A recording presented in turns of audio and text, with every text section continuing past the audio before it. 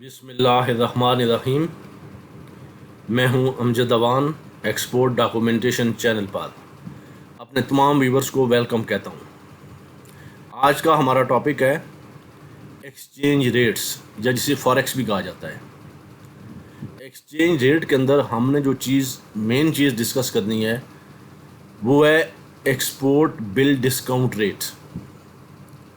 Export bill का discount rate क्या होता है, ये जैसे मैंने पिछली एक वीडियो बनाई थी negotiation, collection and discount bill, इसके ऊपर एक मेरी वीडियो मौजूद है। जिन दोस्तों ने वो नहीं देखी वो देख लें। उस वीडियो का लिंक मैं इस वीडियो के डिस्क्रिप्शन बॉक्स में दे दूंगा, आप वो वीडियो ज़रूर देख लीजिए। तो एक्सचेंज रेट में हमने एक्सपोर्ट बिल डिस्काउंट रेट को डिस्कस करना है। एक्सचेंज रेट तो हाउ नो इसकी जो है वो सारे दोस्त ही जानते हैं, लेकिन पर्टिकुलर जो हमने डिस्काउंट रेट एक्सपोर्ट बिल का वो हमने इस वीडियो में वो देखना है कि वो कैसे होता है। और इसे पाकिस्तान में किबोर भी कहा जाता है। ये जो एक्सचेंज रेट है पाकिस्तान में इसे किबोर भी कहा जाता है। जो दोस्त इंडिया, बांग्लादेश या दूसरे कंट्री से हैं वो बेसिक कॉन्सेप्ट इस चीज़ का समझ लें।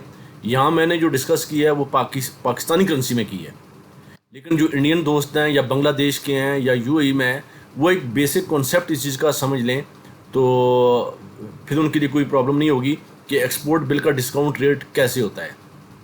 इससे पहले अपने दोस्तों से गुजारिश है कि अगर आप मेरे चैनल पर नए हैं या आपने अभी तक मेरे चैनल को सब्सक्राइब नहीं किया तो उसे सब्सक्राइब कर लें और इसके साथ बेल आइकन को ज़रूर क्लिक करें ताकि हर नई वीडियो का नोटिफिकेशन आपके पास पहुंच सके।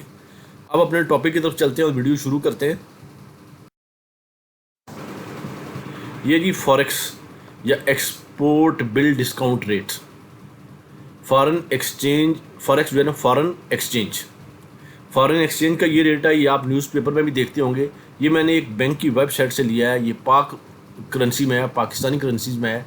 इसका एक्सचेंज रेट है 2-3 कंट्रीज़ यूएसए, यूके और यूरो और जापान का मैंने लिया है। ये 3-4 करेंसीज़ हैं, बाकी लंबी डिटेल होती है सब में भी इसी तरह। यही एक जो उसूल है यही होता है सब में। तो अभी हम 3-4 करेंसीज़ को इनमें से इसको डिस्कस करेंगे। और जो दोस्त पहले मैंने गुजारिश किया कि इंडिया, बांग्लादेश या यूएई से हैं वो बेसिक कॉन्सेप्ट इसका जरूर समझ लें। देखें, सबसे पहले कंट्री है, कंट्री का नाम है, आगे कंट्री कोड है। कंट्री कोड से मुराद जो करेंसी का कोड है ये यूएस डॉलर, जीबीपी और यूरो। इससे आगे देखते हैं आप एक्सपोर्ट्स, बाइंग टीटी क्लीन, ये क्या चीज़ है। इससे आगे imports, selling TT and OD. इससे आगे जी बाइंग ओडी या ट्रैवलर चेक्स। ये जो इंपोर्ट है आज की तारीख में इंपोर्ट्स का जो बिल है वो इस रेट के ऊपर क्लियर होगा। जो नीचे रेट लिखा हुआ है ना, जैसे आप देखते हैं यूएस डॉलर के सामने इंपोर्ट का जो रेट है 169.25, ये आज की डेट में ये बिल क्लियर होगा। लेकिन ये हमारा चूँकि टॉपिक नहीं है, हम इसको हाइड कर देते हैं। अब हम अपने टॉपिक की तरफ चलते हैं जो हमारा एक्चुअल टॉपिक है। आप देखते हैं कि ये बाइंग ओडी, ये बाइंग ओडी या ट्रैवलर चेक्स, आप ट्रैवलर चेक्स को छोड़ लें, अब बाइंग ओडी को आप डिस्कस करें कि बाइंग ओडी क्या है। जैसे मैंने पिछली एक वीडियो में, जो इससे पिछली वीडियो है उसमें मैंने आपको एक्सपोर्ट बिल का जो डिस्काउंट है उसके बारे में बताया, उसका कॉन्सेप्ट बताया था। जब आप एलसी के ऊपर एक्सपोर्ट करते हैं, आप अपने बैंक से कहते हैं कि हमारे इस डॉक्यूमेंट को डिस्काउंट करें, तो बैंक आपके डॉक्यूमेंट को फौरी तौर पर परचेज कर लेता है, आपको पेमेंट फौरी तौर पर कर देता है और डॉक्यूमेंट सामने वाले बैंक में भेज देता है पेमेंट के लिए।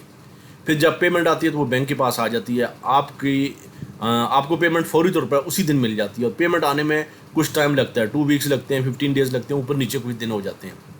तो जो आपने आज बिल अपना एक्सपोर्ट के डॉक्यूमेंट आज बैंक में से आपने डिस्काउंट लिया है वो आपको रेट मिलेगा 168.2507। ये पाक करेंसी में आपको कन्वर्ट किया दिया जाएगा अगर यूएस डॉलर में आपकी एलसी है तो।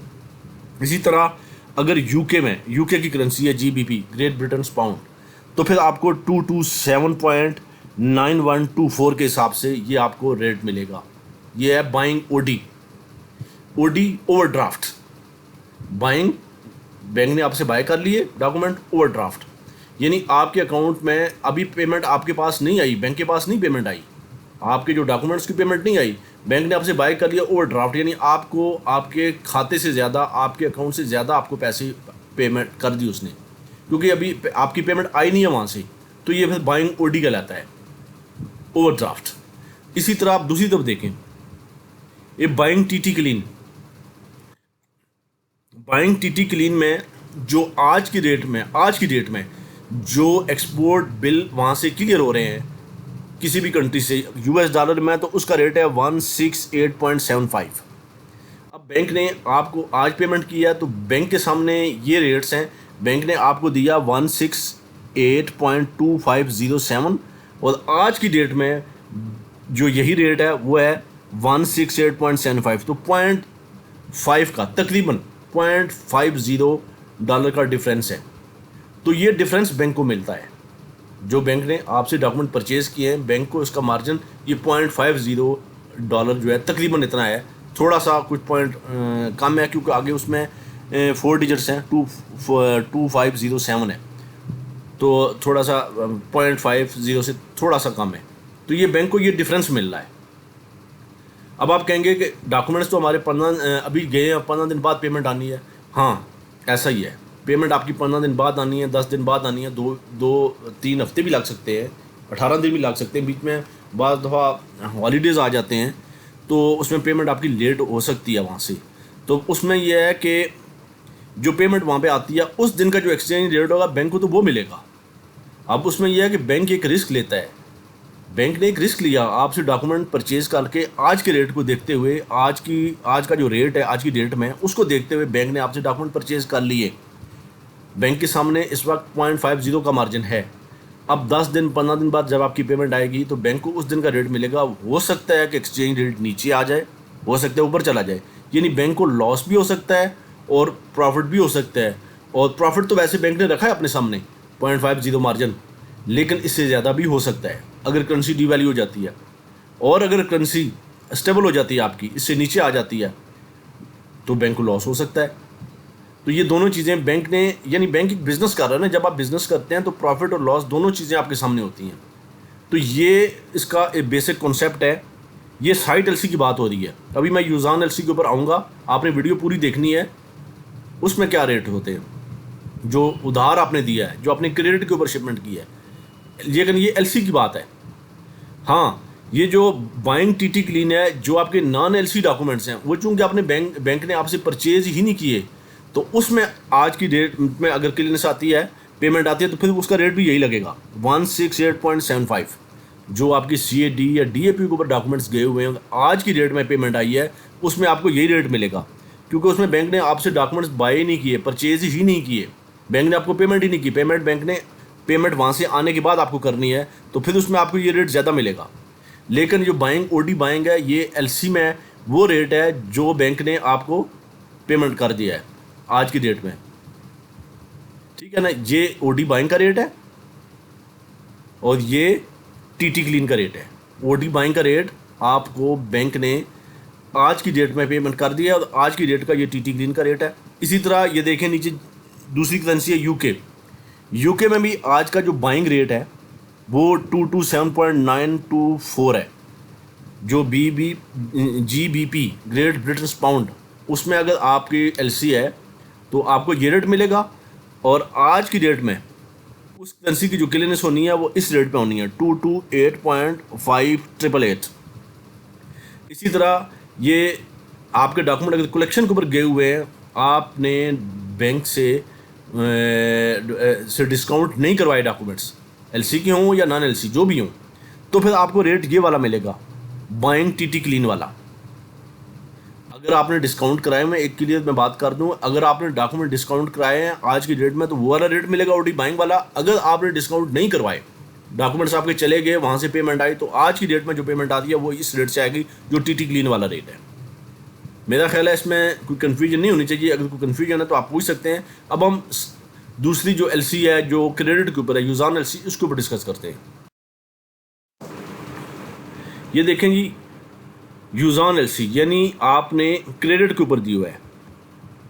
ये देखें 30 days, 60 days, 90 days, 120 days, 150 days और 180 डेज़, ये 3-4 जो है ना इसके टेन्योर हैं।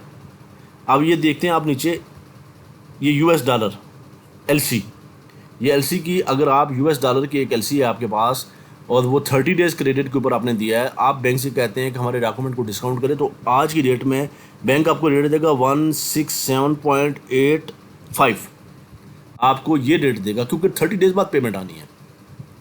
और अगर यही एलसी आपकी 60 डेज़ के ऊपर है, 60 डेज़ के बाद पेमेंट आनी है, तो फिर बैंक आपको, आप अगर डॉक्यूमेंट डिस्काउंट कराते हैं तो, अगर डिस्काउंट नहीं करवाते तो फिर तो कोई इशू नहीं है, फिर आपको टीटी क्लीन वाला रेट मिलेगा, जो उस दिन पेमेंट आएगी, उस दिन जो टीटी क्लीन का रेट होगा।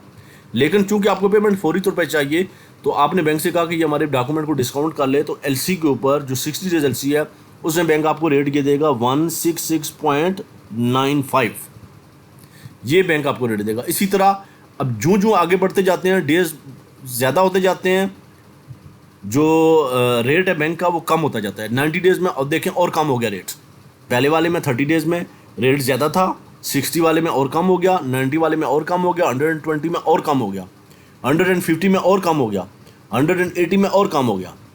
ये रेट्स जून जून डेज बढ़ते जाते हैं, बैंक आपको कम रेट पे डिस्काउंट करेगा। मेरा ख्याल है बात कोई ऐसी नहीं है कि समझ में ना आ सके, ये यूज़ान एलसी की बात होती है। अगर आपने यूज़ान एलसी के ऊपर डिस्काउंट नहीं लिया और डॉक्यूमेंट भेज दिए हैं फॉरेन बैंक को, इंपोर्टर के बैंक को, तो फिर आपको पेमेंट वही टीटी क्लीन वाला जो पिछला रेट था, जो मैंने आपको बताया था शुरू में, टीटी क्लीन, वो रेट आपको मिलेगा। वो रेट ज़्यादा होता है, ये रेट कम होता है, क्योंकि बैंक आपसे एक रिस्क लेता है, बैंक ने भी मार्जिन लेना है। आपको पेमेंट फौरी तौर पर कर दिया, 30 डेज़ के बाद पेमेंट आनी है, तो बैंक ने तो फिर ये देगा 167.85, और अगर 2 महीने का टाइम है, 60 डेज 2 महीने बन जाते हैं, तो बैंक और देगा कम, 90 डेज़ में मज़ीद कम देगा, 120 डेज 4 मंथ का डिफरेंस है। अब इसमें यह है कि बैंक को एक रिस्क है बैंक के लिए कि करेंसी अगर डी वैल्यू हो जाती है तो फिर तो बैंक का मार्जिन बढ़ जाएगा। अगर करेंसी स्टेबल हो जाती है, नीचे आ जाता है रेट, आपकी करेंसी जो है वो स्टेबल हो जाती है, तो फिर बैंक को लॉस भी हो सकता है। इसके बाद मैं एक वीडियो बनाऊंगा फॉरवर्ड बुकिंग के ऊपर, इंपोर्ट और एक्सपोर्ट में फॉरवर्ड बुकिंग भी होती है। एक वीडियो मेरी मौजूद है पहले भी मेरे चैनल पे, मेरा ख्याल है वो मैं अब ज़्यादा कम्प्रीहेंसिव वीडियो बनाऊंगा फॉरवर्ड बुकिंग के ऊपर, वो भी आप ज़रूर देखिएगा। तो इसमें अगर कोई कन्फ्यूजन है किसी दोस्त के यहाँ, तो आप ज़रूर पूछ सकते हैं। अगर वीडियो अच्छी लगे तो इसे लाइक किया करें और अपने दोस्तों से शेयर करें। मिलते हैं अपने नेक्स्ट ट्यूटोरियल में किसी और टॉपिक के साथ। अपना बहुत सा ख्याल रखिएगा। अल्लाह हाफिज़।